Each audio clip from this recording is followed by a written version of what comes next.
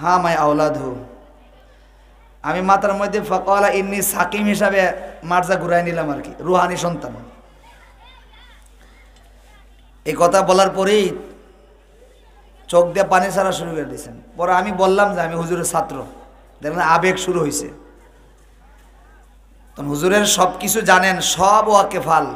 হুজুরের কিছু খুশুসিয়ত বর্ণনা করলেন। এখানে আয়েশা যে কিভাবে মদিনার পাগলের যে একটা আলামত প্রকাশ পাইতো সেগুলি বলা শুরু করছেন।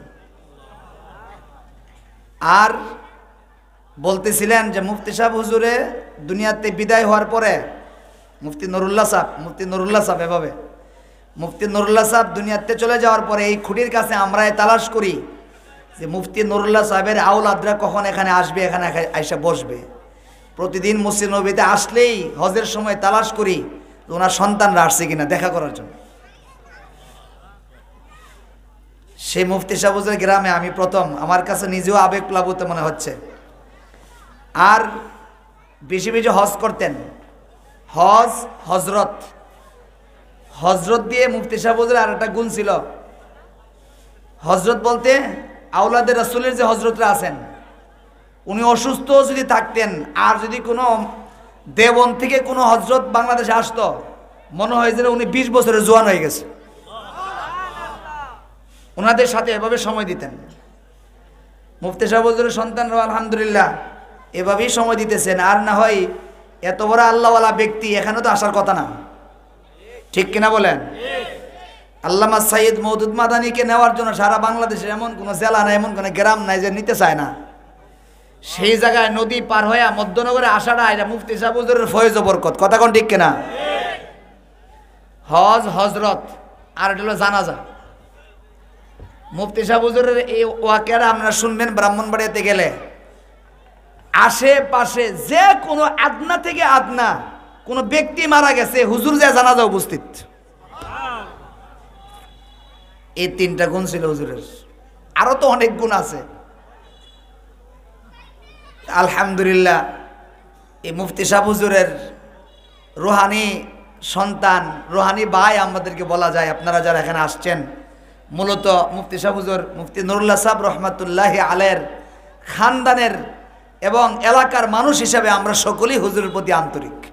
আল্লাহ হুজুরকে জান্নাতের আলা মাকান বানায় দেন, সকলেই বলে আমিন। মুফতি সাহেব হুজুরের সন্তানরা যারা দুনিয়াতে চলে গেছেন, আল্লাহ তাদের কবরকেও জান্নাতের উঁচু মাকান বানায় দেন, সকলেই বলে আমিন। আল্লামা শাইখ এনায়েতুল্লাহ সাহেব দামাত বারাকাতুম সহ এবং আমাদের যুবকদের আইডল আল্লামা মুফতি সিবগাতুল্লাহ নূর দামাত বারাকাতুম সহ হুজুর রুহানি সন্তানরা যিনারা আছেন, হাদিয়াতুল্লাহ সাহেব এবং নুসরাতুল্লাহ সাহেব সহ যিনারা বেঁচে আছেন, আল্লাহ প্রত্যেককে লম্বা সময় হায়াত দরাজ করে দেন, সকলে বলে আমিন। আমি আপনাদের সামনে সূরাতুল জিন থেকে 2টা আয়াত তেলাওয়াত করছি। ইনশাআল্লাহ মুখতাসার সময়ে আমার আরেকটা প্রোগ্রাম আছে, আসতে দেরি হয়ে গেছে। আমি ব্রাহ্মণবাড়িয়া থেকে আসরের উপর রওনা হয়েছি। সারাটা পথে আজকে জাম পাইলাম, কপালটা খারাপ। জামে এ পর্যন্ত আইছি। আমরা রায়পুরে বাজারটা তাইছি, পরে একটা ট্রাক দাঁড়া রয়েছে, ওই হলো শেষটা। যাই হোক, আল্লাহ পাক নিয়ে আসছেন, বসতে পারছি, আসতে পারছি, আমার কাছে খুবই আবেগী মনে হচ্ছে। আল্লাহ তাআলা এই মাহফিলকে কামিয়াব করেন, সকলে বলে আমিন। কোরআন নাজিলের আগে, বলেন কি বললাম? কোরআন নাজিলের আগে জিন্নাতরা আসমানে যায় আল্লাহ এবং ফেরেশতার সাথে কি কথা হয়, এই কথা জানার জন্য গিয়ে কান পাইতে রাখতো আসমানে। আল্লাহর কথার একটা বৈশিষ্ট্য এরকম যে আল্লাহ ফেরেশতাদেরকে নিয়ে যে কথা বলেন সেই কথা পুরো আসমানই শোনা যায়, আওয়াজটা ছড়ে যায়। তো জিন্নাতরা এভাবে কথা শুনতে যায়। কোনো কথা যদি শোনা যায়, মনে করেন আল্লাহ ফেরেশতাদেরকে নিয়ে মশওয়ারা করছেন, অমুক দেশের অমুক বাজারে আগুন লাগবে, অমুক দেশের অমুক দেশে ভূমিকম্প হবে, অমুক দেশের এমন বড় ধরনের কোনো ঘটনা ঘটবে, এমন কোনো শয়তান যদি কোনো কথা জানতে পারতো, ইউলকিহি ইলাল কাহানা, আয়া গণকের কাছে কইতো। শয়তান কেন বলতো? যে গণকের কাছে বলার দ্বারা গণক যখন এলাকার মানুষের সাথে সামনে বলবে, ভবিষ্যৎবাণী করবে, 7 দিন পরে এই হবে, 5 দিন পরে এই হবে, 10 দিন পরে এই হবে। একবার, 2 বার, 5 বার, 10 বার গণকের কথা যদি তার কথা অনুযায়ী ফলে যায়, এই গণকের গণক থাকবে? সবাই মিলে এরা ভক্তি করবে, আর সবাই মিলে শেষ দাও শুরু করে দিতে পারে। শয়তানার ইডেই লাভ।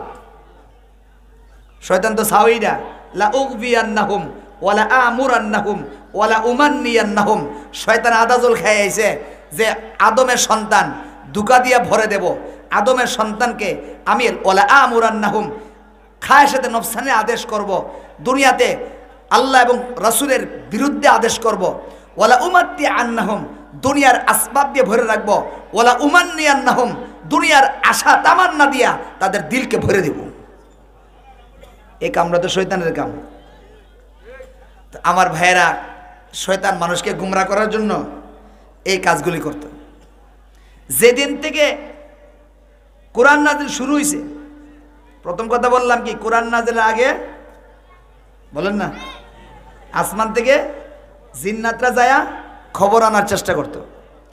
যেদিন কোরআন নাজিল শুরু হয়েছে আর শুনতে পারে না। কি পারে না?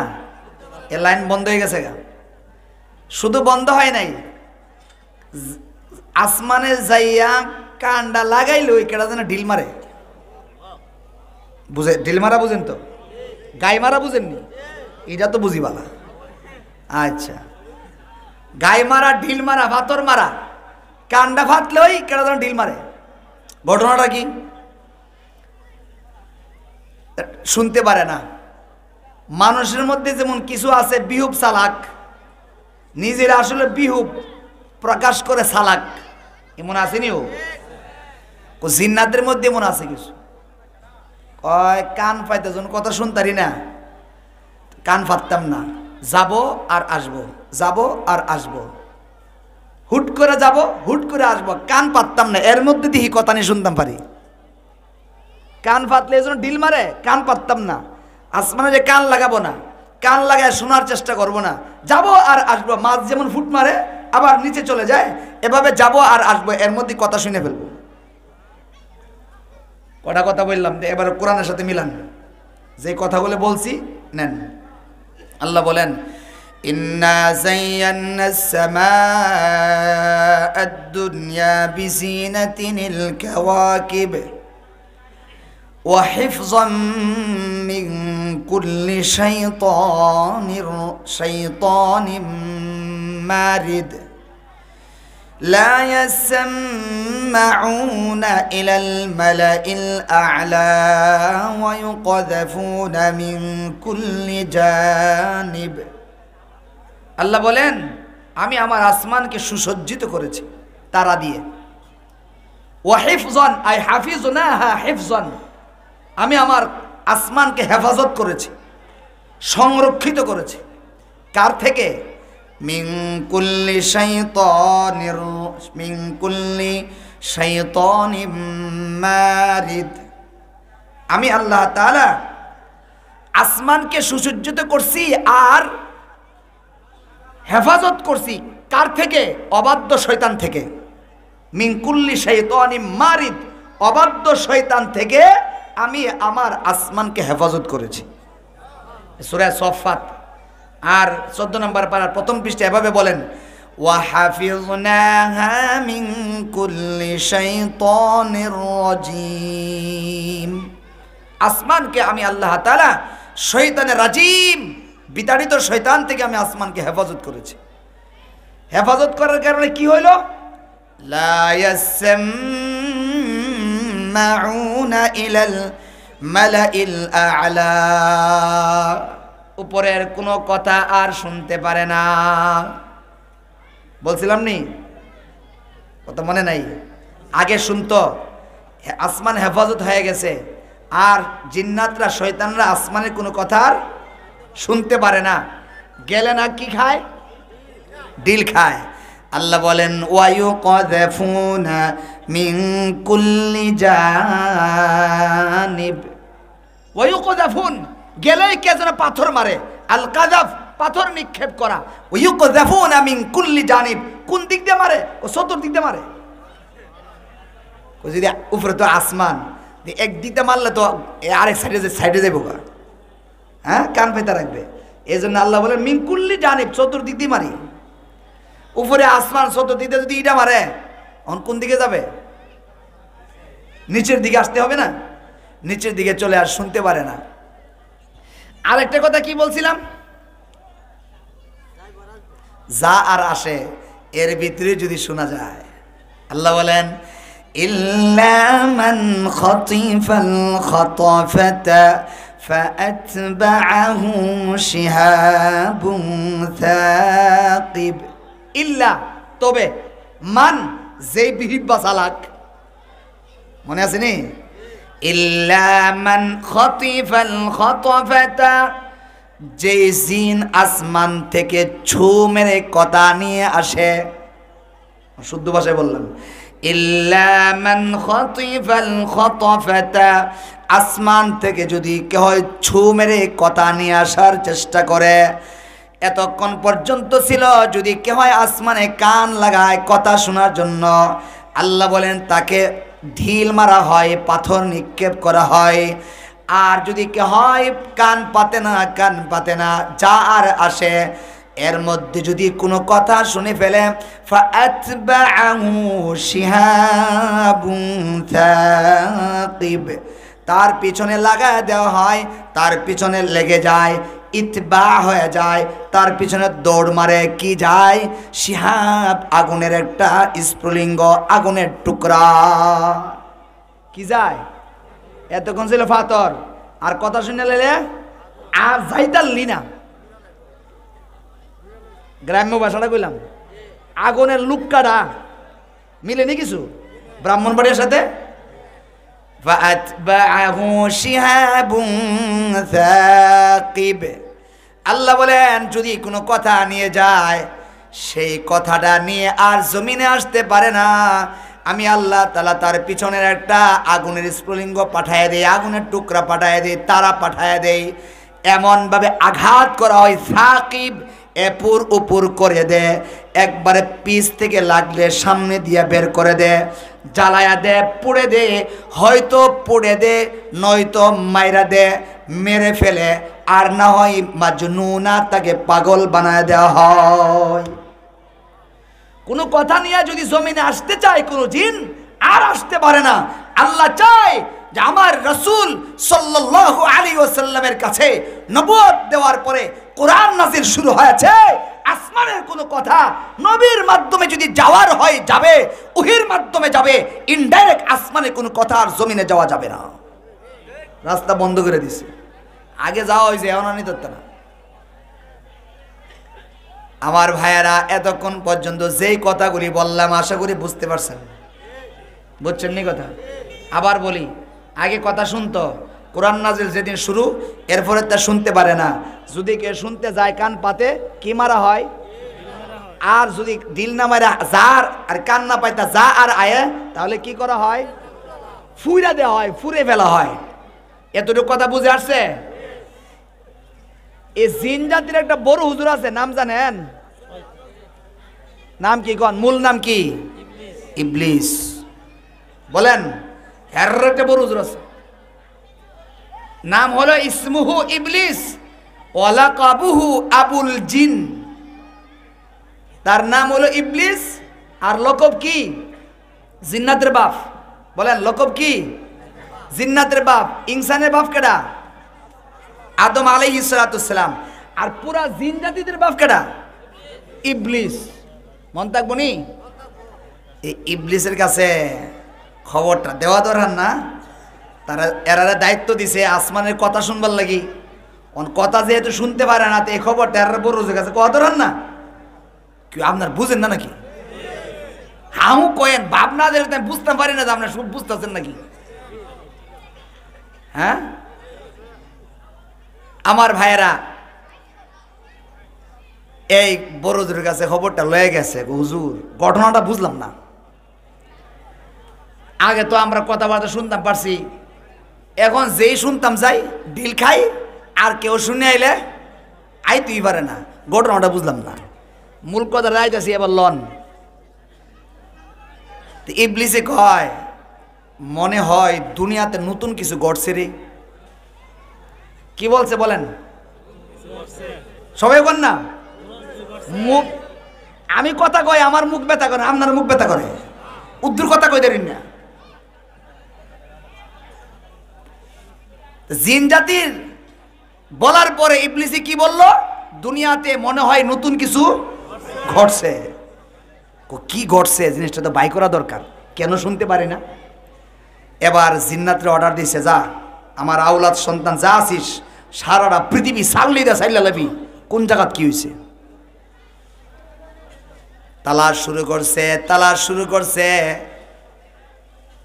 পাই টু পাই পুরা পৃথিবীটা চালনি দিয়া চালা শুরু হয়েছে।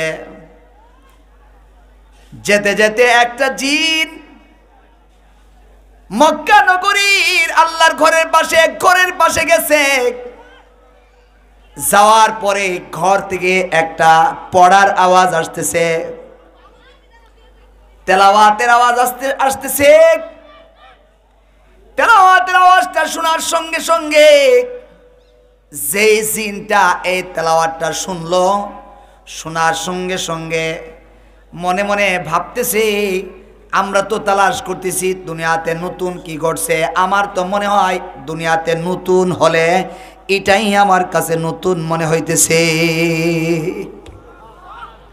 এত মজার ফরা তো জীবনে শুনি নাই। হাদিসের মধ্যে আছে আল্লাহ রাসূল সাল্লাল্লাহু আলাইহি ওয়াসাল্লামের গলার কণ্ঠ ছিল পৃথিবীতে সবচেয়ে সুন্দর কণ্ঠ। হাবিবে কিবরিয়া সাল্লাল্লাহু আলাইহি ওয়াসাল্লাম তেলাওয়াত শুরু করেছেন। ওই জিন যখন তেলাওয়াত শুনতেছে নিজে নিজে ভাবলো এটা এমন নতুন হবে, নতুন খবর ইবলিসের কাছে পড়ে নিয়ে যাব, কিন্তু এত মজার পড়াটার থেকে মাহরুম হতে আমি চাই না। এই তেলাওয়াতটা যতক্ষণ চলবে ততক্ষণ পর্যন্ত আমি এই তেলাওয়াতটা শুনবো। এই জিন তেলাওয়াত শুনতেছে, শুনতে শুনতে যখন শেষ পর্যায়ে গেছে, শেষ পর্যায়ে যাওয়ার পরে আবার এরার হুজুরের কাছে রওনা হয়েছে, ইবলিসের কাছে যাইতেছে। ইবলিসের কাছে খবর যাওয়ার পরে ইবলিস বলে দিছে, আমি আরো কয়েকজন দিতেছি, একজন তুমি শুনেছো, আগামী কাল রাত্রে গিয়ে তোমরা একটা দল যায়া শুনবা আর বুঝবা বিষয়টা কি কি তুমি শুনেছ। পরের দিন রাত্র আসার পরে জিন্নাতের একটা দল নবীজি সাল্লাল্লাহু আলাইহি ওয়াসাল্লামের যে ঘরে নামাজ পড়তেছিলেন সেই ঘরের পাশে আসছে। ওই ঘরের পাশে আয়েশা চতুর্দিকে দাঁড়ায়া এই তেলাওয়াত শুরু করে দিছে। রাসূল করিম তেলাওয়াত শুরু করছেন, চতুর্দিক দিয়া তারা জিন জাতির ওই দলটা দাঁড়ায়া দাঁড়ায়া তেলাওয়াত শুনতেছে। তেলাওয়াত শুইনা যে জিনের মাধ্যমে খবরটা পাইছে, এই জিনকে সবাই বাহবা দিতেছে, বলতেছে তোর মাধ্যমে আজকে এত সুন্দর একটা পড়া শুনলাম, জীবনে কোনোদিন এত সুন্দর মজার পড়া কোনোদিন শুনি নাই, এত সুন্দর তেলাওয়াত তোর মাধ্যমে শুনতে পাইলাম। সবাই মিলে তাকে বাহবা দিচ্ছে। তেলাওয়াত যখন শেষ হয়েছে সঙ্গে সঙ্গে সবাই বলে, আমরা আসো এই জায়গা থেকে আর বড় হুজুরের কাছে, আমাগো ইবলিসের কাছে আর যাব না, এখানেই থাকবো।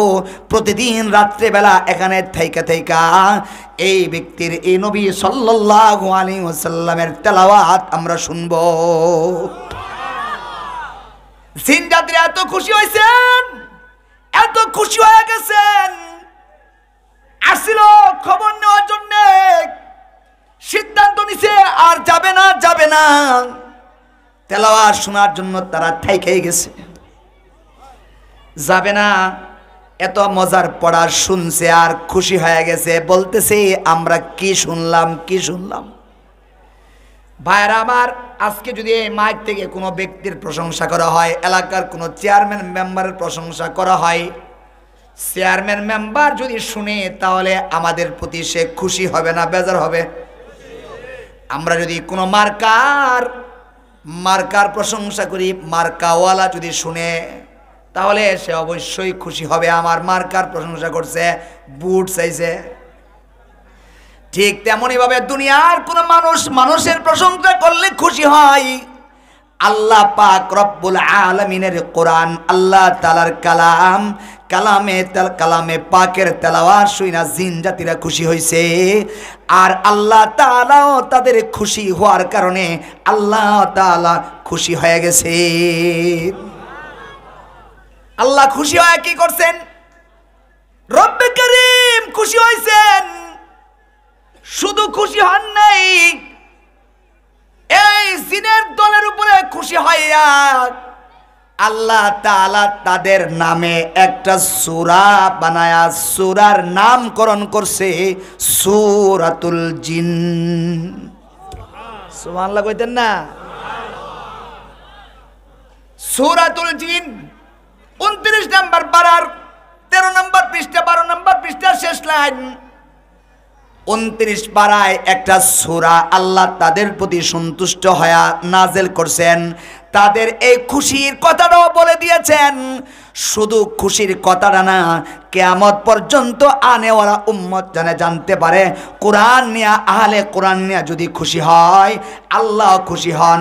যেমনটি খুশি হয়া জিন্নাতের নামে সূরা বানায়া তাদের প্রশংসা স্বরূপ আল্লাহ সূরা দুনিয়াতে নাজিল করে দিছে।